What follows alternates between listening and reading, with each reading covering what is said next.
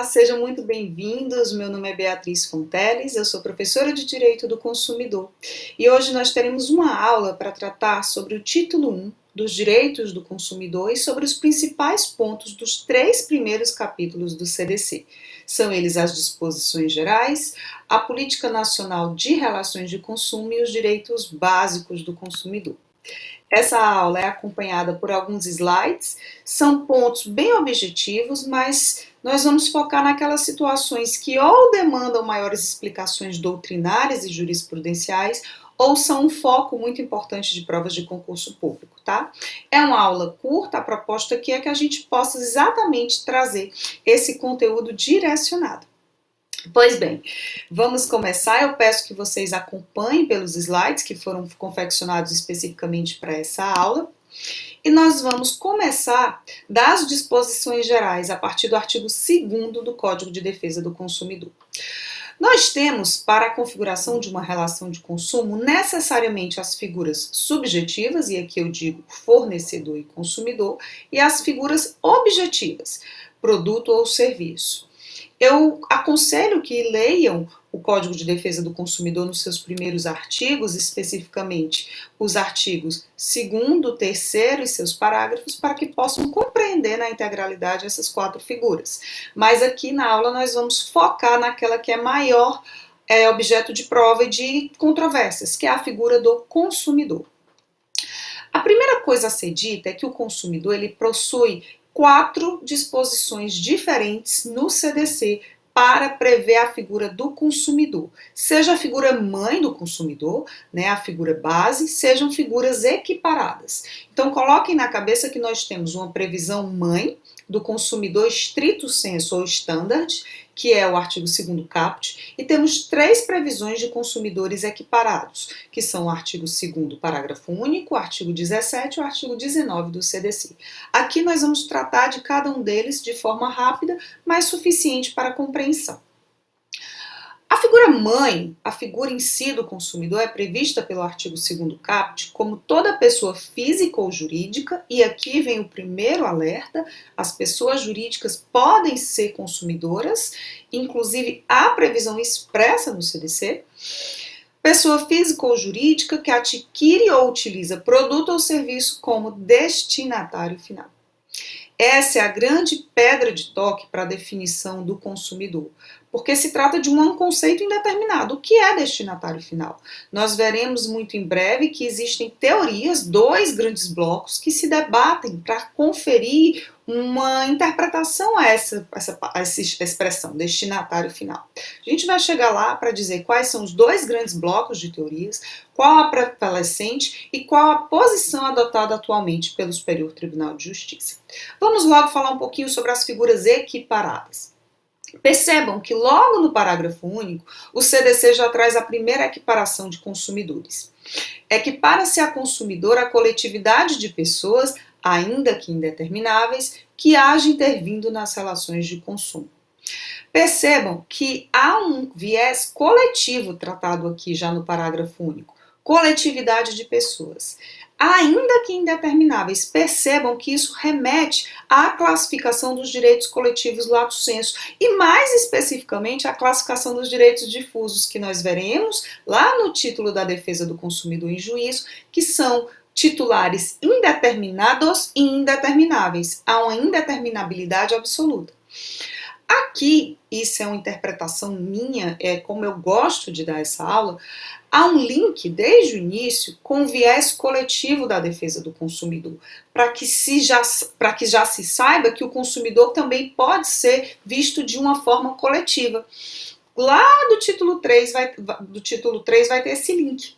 E qual é a forma coletiva que o Código de Defesa do Consumidor traz? As 3 figuras coletivas de consumidor: consumidores difusos, consumidores coletivos estrito sensu e individuais homogêneos. É claro que eu estou falando aqui de consumidores, mas na verdade são os interesses dos consumidores. Os interesses ou direitos difusos, coletivos estrito sensu e individuais homogêneos. Mas o importante é perceber que já há, desde a equiparação lá no comecinho do código, esse link para a tutela coletiva. tá bom? Isso foi uma grande inovação pelo CDC.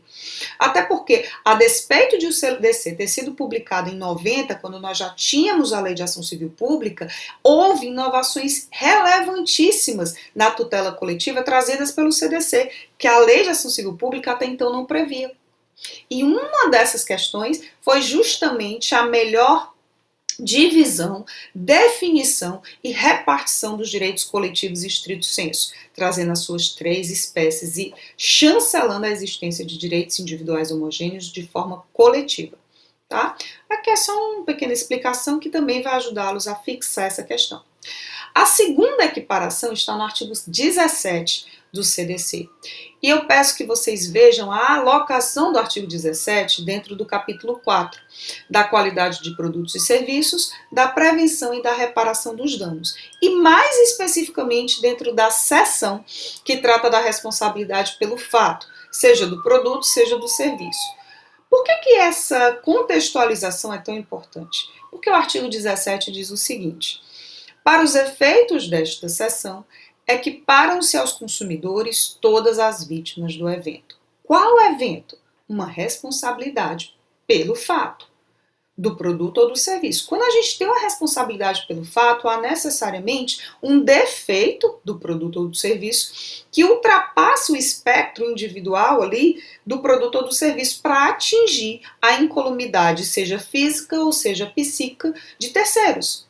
E esses terceiros podem tanto ser o consumidor estrito sensu, aquele que efetivamente contratou, negociou, firmou uma relação direta com o fornecedor, como aqueles que não o fizeram, mas são de alguma forma atingidos pela relação de consumo, e especificamente por um defeito de consumo, ou seja, as vítimas do evento. É por isso que essa alocação do artigo 17 é tão importante, porque o CDC não vai permitir que se eximam da responsabilidade alegando que não há uma relação entre fornecedor e consumidor, tá bom? Esse é a figura equiparada de consumidor mais importante.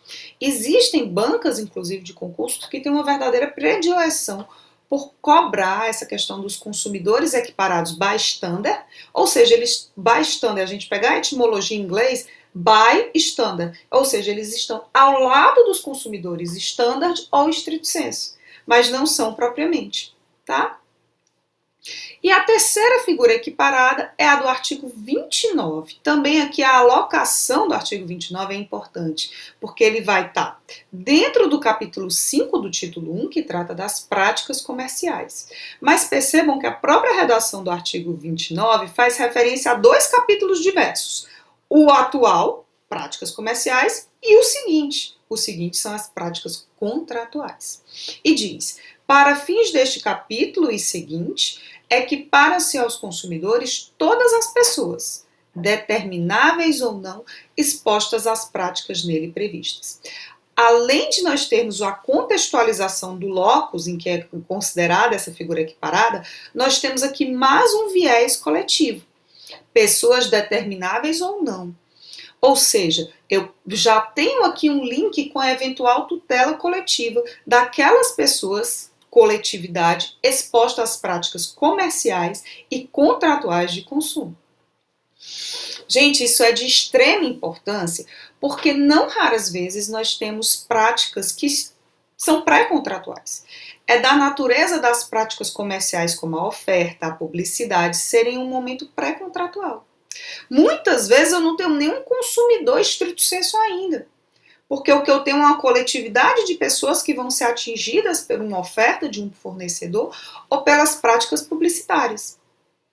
Há um momento anterior e que há uma angariação, uma vontade do fornecedor de puxar consumidores. Então pode ser que eu ainda não tenha nenhum consumidor propriamente dito que firmou uma relação com o fornecedor. Mas eu tenho pessoas que efetivamente são expostas a práticas de consumo, práticas comerciais ou contratuais. E aqui o artigo 29 já deixa claro que essas pessoas não precisam ser individuais e determinadas. Né? Então percebam que o Código de Defesa do Consumidor faz toda uma amarração para ninguém sair prejudicado no sentido de se dizer: o CDC não se aplica. Não, nós temos o consumidor estrito sensu e três figuras equiparadas que basicamente dizem assim para o fornecedor: olha, não tenta se sair não, porque aqui não vai dar certo, né? Então, ultrapassada essa primeira questão da classificação, que eu acho bem importante, nós vamos trazer aqui as explicações necessárias acerca da figura estrito sensu ou standard de consumidor, notadamente a definição do conceito jurídico de destinatário final, um conceito jurídico indeterminado. Como tal, coube à doutrina por muito tempo debater sobre o que nós poderíamos entender como destinatário final. Eu não posso dizer que são apenas duas teorias, eu gosto de dizer que nós temos, em verdade, dois grandes blocos de teorias que se dispõem a explicar esse assunto. Nós temos, de um lado, as teorias maximalistas ou objetivas, de outro, as teorias minimalistas, finalistas ou subjetivas. E aqui, mais uma vez, a etimologia, a palavra utilizada para definir essas teorias é extremamente importante para a sua compreensão. As teorias maximalistas ou objetivas visam a trazer o máximo de situações à figura de consumidor e, portanto, de uma relação de consumo. Então, alarga o conceito de destinatário final, uma vez que vai trazer esse conceito de forma objetiva. Basta se analisar o destinatário fático da cadeia de consumo, ou seja, aquele que está lá na ponta da régua da cadeia de consumo. Eu não preciso analisar o viés subjetivo, qual seja, se tem a intenção de se portar como consumidor ou não.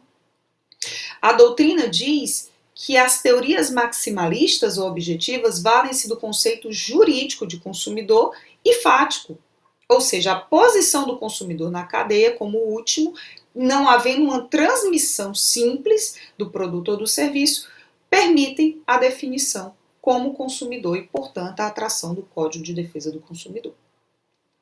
Já as teorias minimalistas, finalistas ou subjetivas, como o nome já diz, tentam minimizar o espectro de incidência do Código de Defesa do Consumidor ao trazer o viés subjetivo ou finalístico da intenção do agente ao adquirir um produto ou serviço.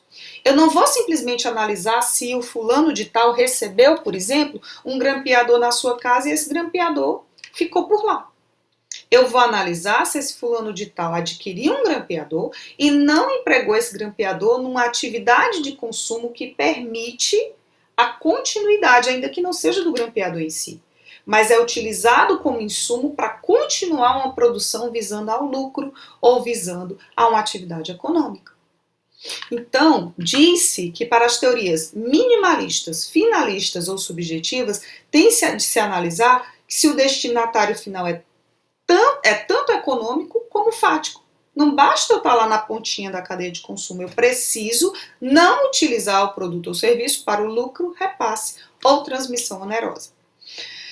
Só que hoje nós não temos mais essa adoção estanque de um desses blocos de teorias. Por muito tempo, houve uma predominância das teorias minimalistas, finalistas ou subjetivas.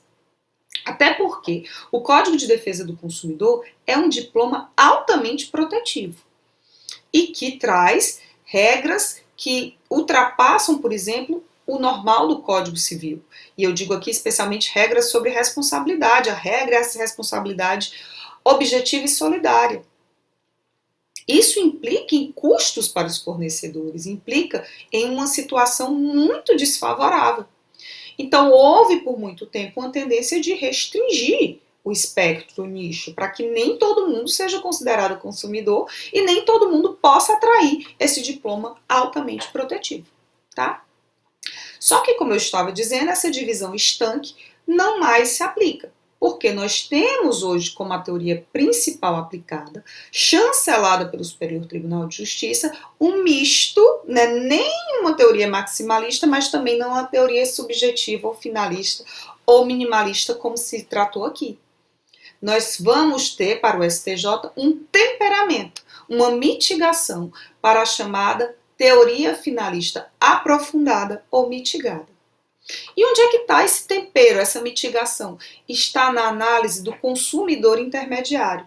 É justamente saber que aquele consumidor que não está no fim da linha como destinatário fático e econômico pode empregar o produto ou o serviço para continuar a cadeia de consumo, a cadeia econômica de lucro, de repasse, de atividade econômica. Então, Beatriz, nós podemos ter uma pessoa que adquire um produto ou serviço e vai empregar na sua atividade econômica visando o lucro e ainda assim ser considerado consumidor? Podemos. E o que é que vai fazer essa pessoa ser considerada consumidor ou não? A análise de vulnerabilidade. A vulnerabilidade é a força motriz do Código de Defesa do Consumidor. É o grande, digamos assim, é o grande espectro, eu já usei essa palavra, mas é a grande força, é a grande razão de ser do diploma protetivo. Tanto é que lá no artigo 4º da Política Nacional de Relações de Consumo, nós vamos ter essa presunção de vulnerabilidade do consumidor. Mas aqui, para a teoria finalista aprofundada ou mitigada, essa vulnerabilidade, que na verdade é um conceito polissêmico, plurívoco, nós temos de vulnerabilidades diversas, que vêm ao longo do tempo sendo reconhecidas pelo STJ. Técnica, informacional, organizacional, econômica, etc. Há um ditado, né, uma forma de dizer, no sentido de que, no caso de pessoas físicas, essa vulnerabilidade é presumida, e no caso de pessoas jurídicas, teria de ser comprovada. Bem, são essas as explicações doutrinárias e jurisprudenciais a respeito da figura do consumidor, e nós passaremos agora a tratar sobre alguns assuntos que já foram polêmicos, chegaram ao Superior Tribunal de Justiça, que se posicionou sobre se tratar de relação de consumo ou não, de atrair o Código de Defesa do Consumidor ou não, ok? Vamos lá então. Nós temos nesse aspecto súmulas, algumas bem recentes, do Superior Tribunal de Justiça, que caem muito em concurso. Beatriz, mas já caiu muito, ainda cai. De 2018 para cá, nós temos uma cobrança basicamente certa dessas súmulas em algumas provas de concurso. De outro lado, vocês verão nos slides que nós teremos duas colunas diversas. De um lado, reconhecida a aplicação do Código de Defesa do Consumidor e, portanto, reconhecida a existência de uma relação de consumo. De outro, não reconhecimento. Vamos lá. Segundo a súmula 608 do STJ, que é a mais recente nesse assunto, aplica-se o CDC aos contratos de planos de saúde, salvo os administrados por entidades de autogestão. Quem já é nosso aluno sabe que eu repito isso com muita propriedade. Aqui não tem nenhuma novidade. Essa súmula apenas trouxe um conserto para uma situação que poderia gerar dúvida no STJ. Porque o que é que acontecia? Nós tínhamos uma súmula já mais antiga, a 469, que previa que o CDC se aplicava aos contratos de planos de saúde. Ponto. Ocorre que a jurisprudência já tinha evoluído e já tinha trazido uma exceção a essa regra, que são justamente os planos de saúde administrados por entidades de autogestão. A súmula, então, estava incompleta. Nós tínhamos de fazer uma leitura do enunciado com a jurisprudência do STJ. Tal é indesejável. A situação, então, levou ao cancelamento da súmula 469 e à edição da nova súmula 608, que prevê tanto a regra como a exceção. Beatriz, e por que esses contratos administrados por entidades de autogestão não estão abrangidos pela relação de consumo e pela aplicação do CDC? Eu vou dar uma explicação um pouco simples, simplória, aqui resumida, mas que vai assegurar um certo entendimento, uma compreensão dos senhores. Esses planos de saúde administrados por entidades de autogestão são vinculados a grandes empresas. Nós temos algumas empresas brasileiras que trazem esses planos de saúde ali naquele nicho fechado para os seus empregados e dependentes. Só que é algo tão fechado que se assemelha a uma associação, né, sem fins lucrativos inicialmente, que se comporta de uma forma a prestar assistência de saúde.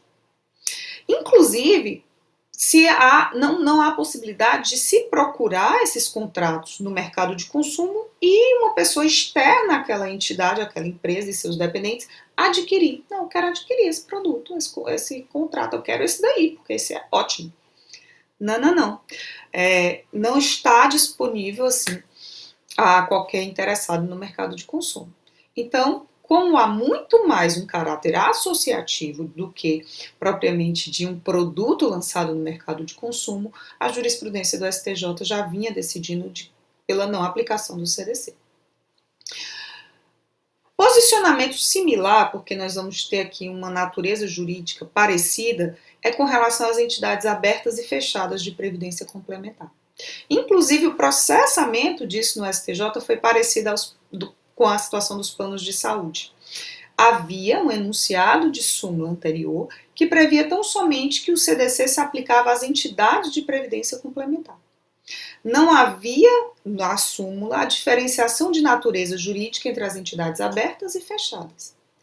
A situação ocorreu de forma muito parecida com o que a gente explicou aqui dos contratos de planos de saúde.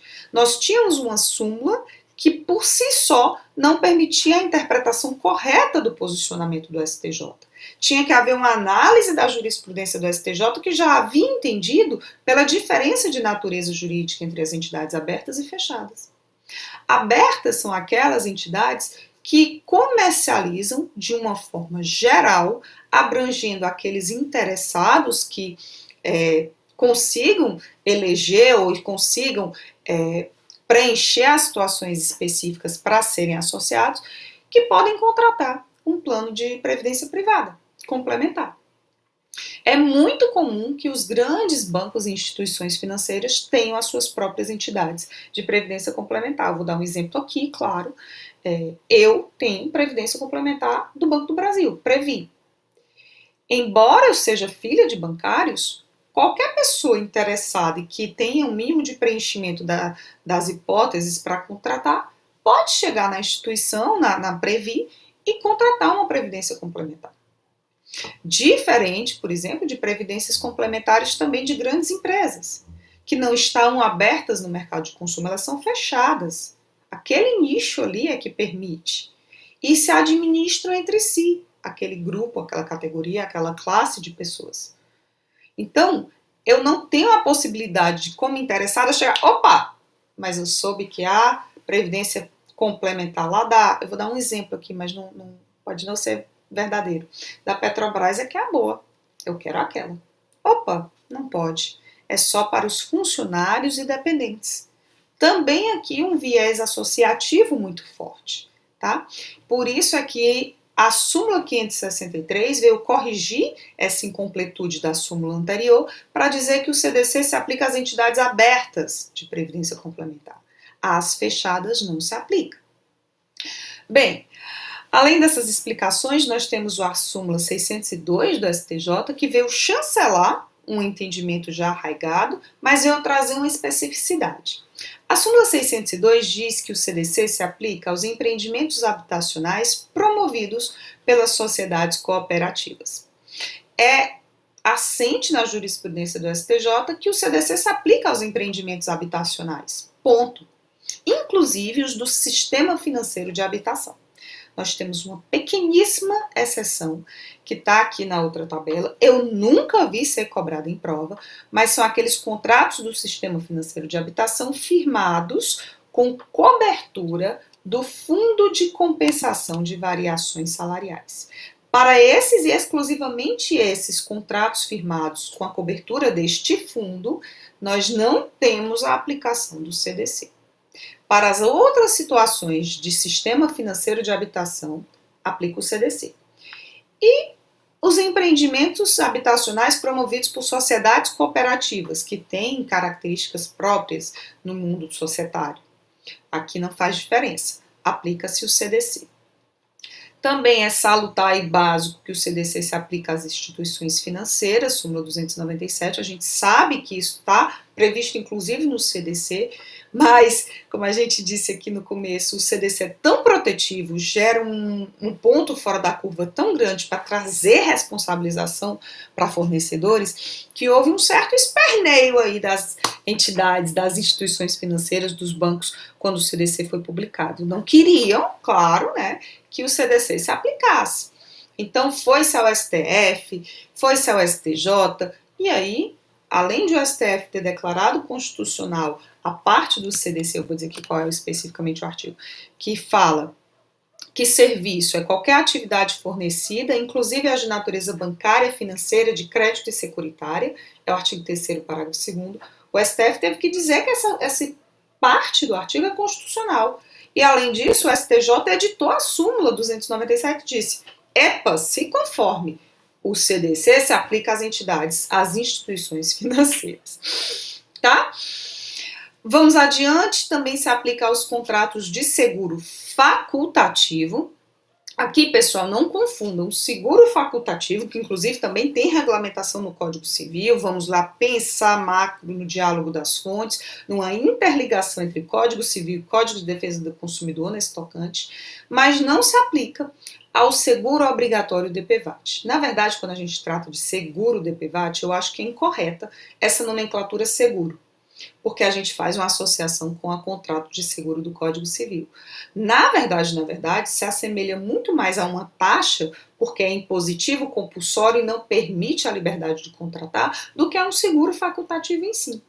Então, o seguro facultativo atrai o CDC, seguro obrigatório DPVAT, não. Inclusive, tem uma decisão relativamente recente que bate o martelo nesse aspecto no informativo 617 do STJ.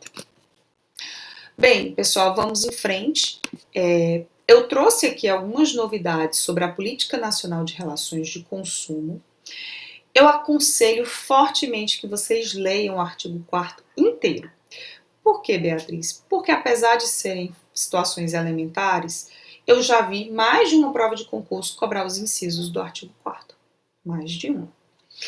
E a outra situação aqui que eu quero trazer, o artigo 4º foi modificado pela Lei 14.181 de 2021, Lei do Superendividamento, que trouxe, além de novos princípios no artigo 4º da Política Nacional de Relações de Consumo, novos instrumentos de consecução da política, no artigo 5º.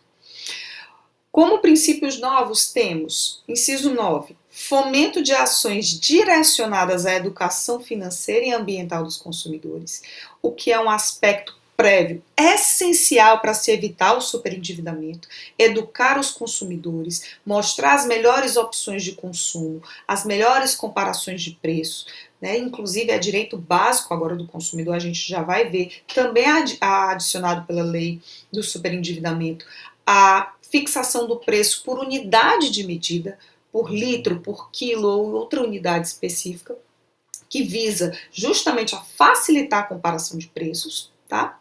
E para além dessa educação financeira e ambiental, nós temos o princípio de prevenção, e não só prevenir, mas tratar as situações de superendividamento como forma de evitar a exclusão social do consumidor. E a exclusão social aqui visa a que o consumidor possua um mínimo existencial para se sustentar e se garantir diante de um superendividamento de consumo. Tá? Como novos instrumentos da Política Nacional de Relações de Consumo, nós temos o inciso 6, a instituição de mecanismos de prevenção e tratamento extrajudicial e judicial do superendividamento e de proteção do consumidor pessoa natural. Abro um parênteses aqui. Há um fomento a essas questões de tratamento extrajudicial. No inciso 7 seguinte, nós temos, inclusive, como instrumento a instituição de núcleos de conciliação e mediação de conflitos oriundos do superendividamento, mas nós temos uma previsão de um procedimento judicial no próprio CDC, trazida pela lei do superendividamento, muito forte, que se assemelha ali com a recuperação judicial. Claro que nós temos nossas reservas, mas é um funcionamento parecido.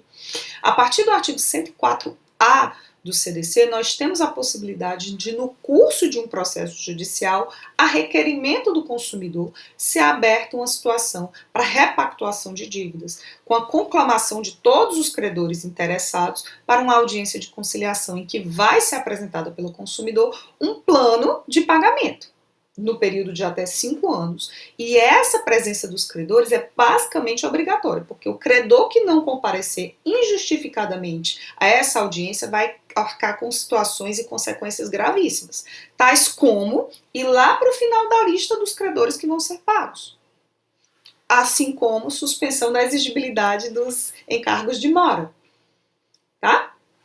Então, só para a gente fazer esses links e já tratar de uma forma global esses mecanismos do superendividamento. Vamos em frente. Aqui eu vou fazer um passeado rápido por direitos básicos do consumidor. Também é essencial a leitura do artigo 6º, inclusive aconselho que haja mais de uma leitura. Nós temos dois direitos básicos que são sempre os que trazem maiores considerações doutrinárias e que eu gosto de trazer. São os incisos 5 e 8 do Código de Defesa do Consumidor do artigo 6º. O inciso 5 vai trazer o direito à modificação e revisão das cláusulas contratuais e o artigo 6º, inciso 8, a inversão do ônus da prova a cargo de um determinado magistrado no caso concreto, que a gente chama de inversão ope iudices do ônus da prova.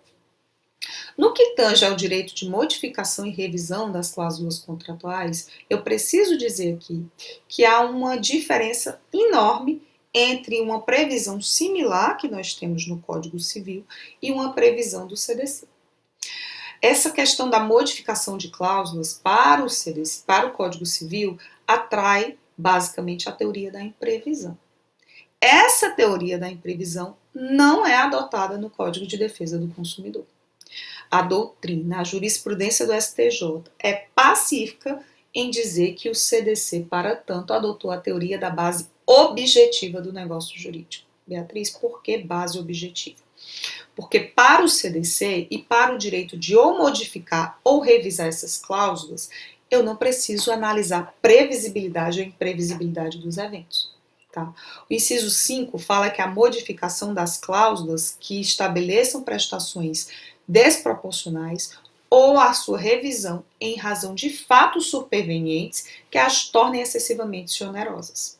Então, eu tenho que ter essa desproporção entre as prestações ou a excessiva onerosidade e a existência de um fato superveniente. Eu tenho a modificação, que é no começo do contrato, o contrato já nasce desproporcional, então eu tenho o direito de modificar essas prestações desproporcionais, e eu tenho o direito de revisar quando supervenientemente acontece uma situação que torna o equilíbrio assim e traz uma excessiva onerosidade. Eu não preciso analisar se era previsível ou não essa situação. Inclusive, o STJ fala o seguinte, aqui eu abro aspas. Para a teoria da base objetiva, basta que o fato novo superveniente seja extraordinário e afete diretamente a base objetiva do contrato. Vamos agora para o direito de inversão do ônus da prova, eu vou falar rapidamente. Agora eu preciso que nós partamos de uma premissa. O direito à inversão do ônus da prova convive de duas formas no Código de Defesa do Consumidor.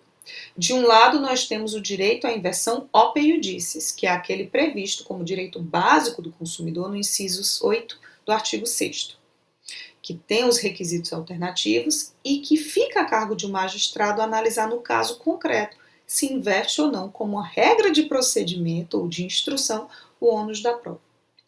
Não se confunde com as situações de inversão do ônus da prova ope legis, em que o CDC, de início já, inverte o ônus da prova como uma regra a priorística, ou seja, eu não vou precisar analisar o caso concreto. O CDC já está me dizendo que é assim. O exemplo clássico de inversão do ônus da prova ope legis no CDC é aquele previsto no artigo 12, quando nós temos as situações de excludentes de responsabilidade no fato do produto. Temos lá os 4 tipos de fornecedores previstos no artigo 12 só não serão responsabilizados quando provarem: 1, que não colocaram o produto no mercado; 2, que embora o produto esteja no mercado, o defeito inexiste; 3, culpa exclusiva de terceiro ou do consumidor. Percebam que a própria redação do dispositivo diz: só não haverá responsabilidade, ou só não será responsabilizado quando provar. Então, já traz para aqueles tipos de fornecedores do artigo 12 a responsabilidade, o ônus de provar aquelas situações. Inclusive, o STJ tem um entendimento pacífico de que se trata de uma situação de inversão ope legis no CDC. Tanto há uma jurisprudência consolidada, como recentemente, em 2021, mais um julgado foi veiculado em informativo de jurisprudência do STJ. Mas bem, considerando o direito à inversão do ônus da prova, tal como previsto no artigo 6º, inciso 8, nós temos algumas regrinhas. Primeiro, não é automática. Tem que ser analisado o caso concreto por um magistrado. Segundo, temos dois requisitos alternativos que podem permitir essa inversão: ou a verossimilhança das alegações ou a hipossuficiência do consumidor. Um detalhe importante, porque diverge da situação do Código de Processo Civil. No caso do CDC, há possibilidade de decretação ex officio, sem requerimento, pelo magistrado, tá? E como eu mencionei antes, para o STJ se trata de uma regra de procedimento ou de instrução, e não de uma regra de julgamento. Isso significa que, para inverter o ônus da prova no caso concreto, o magistrado ou deve fazê-lo no curso da etapa instrutória, permitindo a produção da prova, ou se depois tem que voltar aí no processo para permitir, garantir à parte que foi incumbida a oportunidade de produzir as suas provas. Para a gente acabar aqui, eu peço que vocês vejam, e aqui eu trouxe novamente num slide específico, 3 direitos básicos do consumidor que foram incluídos pela lei do superendividamento. São os incisos 11, 12 e 13. O inciso 13, que é a informação acerca dos preços dos produtos por unidade de medida, a gente falou quando falamos lá em educação financeira como princípio da Política Nacional das Relações de Consumo. Mas temos mais 2 direitos básicos, que são, na verdade, a razão de ser da proteção ao superendividamento. Primeiro deles, a garantia de práticas de crédito responsável. Leia-se, eu não posso oferecer crédito na praça de qualquer forma. Inclusive, há muitas e muitas obrigações relacionadas à oferta de crédito. Não é o momento para nós vermos, mas fiquem sabendo que a partir do artigo 54b, c, d e e nós temos uma miríade de obrigações para o ofertante. Garantia de práticas de crédito responsável, de educação financeira e de prevenção e tratamento de situações de superendividamento. Razão maior desses direitos básicos: garantir, preservar o mínimo existencial, nos termos da regulamentação, porque ainda não temos parâmetros objetivos do que é esse mínimo existencial.